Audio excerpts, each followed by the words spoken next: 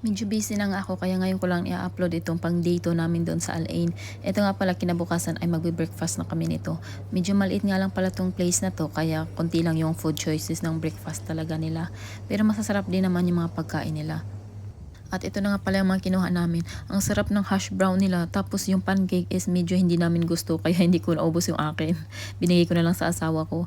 Tapos ang ganda ng view dito sa labas. After nga namin kumain ay naglakad-lakad na din kami dito sa labas. Kasi busog na busog talaga kami.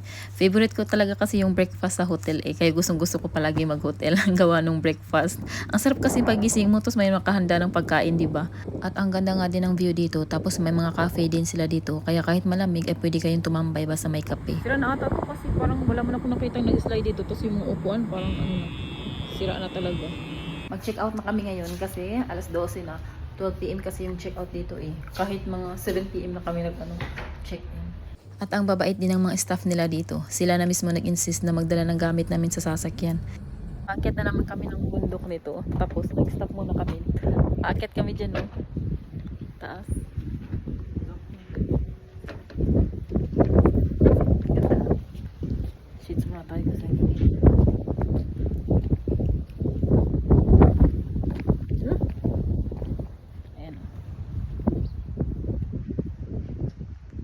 Natatakot nga pala ako nung umakyat kami dito kasi sobrang lakas ng hangin. Feeling ko talaga sa sobrang payat ko, parang lilipa rin ako ng hangin.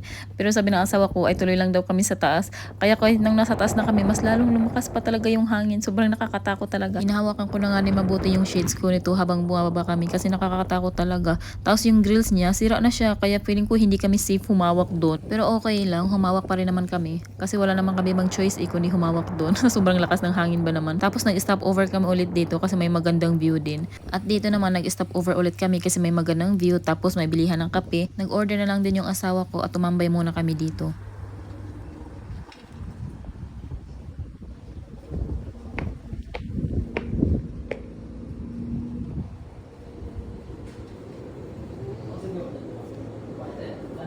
After nga namin doon sa Jebel Hafid ay bumaba na kami at nandito na kami sa Rose Hafid. Sasakay sana kami ng mini train dito kaya lang sarado sila kaya nakakainis talaga. Gustong gusto ko pa naman sumakay doon kasi hindi ako natatakot doon dahil nasa baba lang naman eh. Kaya lang sarado sila kaya no choice kami. Pumunta naman kami dito sa Al Ain Adventure kaya lang hindi maka-adventure tong asawa ko. Kaya naghanap na lang kami ng another room para makapag-stay ulit kami dito sa Al Ain kasi ayaw pa namin umuwi eh. At ito nga yung nahanap namin. Galing doon sa parang security guard doon. Napakalayo pa 3 kilometers pa daw. Sobrang lahi talaga.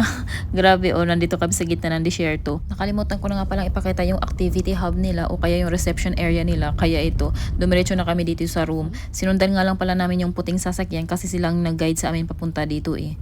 Madilim nga pala dito pag gabi. Tapos ito nga pala yung room namin. Hindi ko na pala papakita yung room kasi nag-room tour na ako ng mga nakaraang video. 2 nights nga pala kayo mag-stay dito. Tapos ito yung deluxe room na pag-istayhan namin nung time na yun. Tapos doon naman sa kabila yung tinuturo ko ay yung second room namin. At yan nga pala yung view dito. Nandito talaga kami sa baba ng bundok na yan na bundok na bato. At ito na nga pala yung sinasabi kong reception area nila. Malayo nga din pala to sa room. Siguro kung 3 kilometers yung sinasabi ng security, siguro nasa 1.5 kilometers to, tapos another 1.5 kilometers para makarating doon sa room na pinag-istayhan namin. Sobrang layo, no? Kaya kung kakain ka ng breakfast, pupunta ka ba dito? Or magpapadeliver ka na lang sa room mo. Free of charge din naman to, kaya okay lang. Choice mo naman yung kung pumunta ka dito or magpapadeliver ka na lang. Pumunta nga pala kami dito para magtanong kung ano yung mga activity na magagawa namin dito. At nung nagtanong yung asawa ko, medyo ayaw niya ng mga activity nila kasi cycling lang naman tapos yung parang skate na ikokontrol mo ng remote, ganun. Camel riding, kaya sabi ko wag na lang. Kaya lumabas na lang din kami at pumunta kami dito sa Barari Outlet Mall para bumili ng makakain namin kasi nga 2 days kami mag-stay doon sa gitna ng disyerto eh.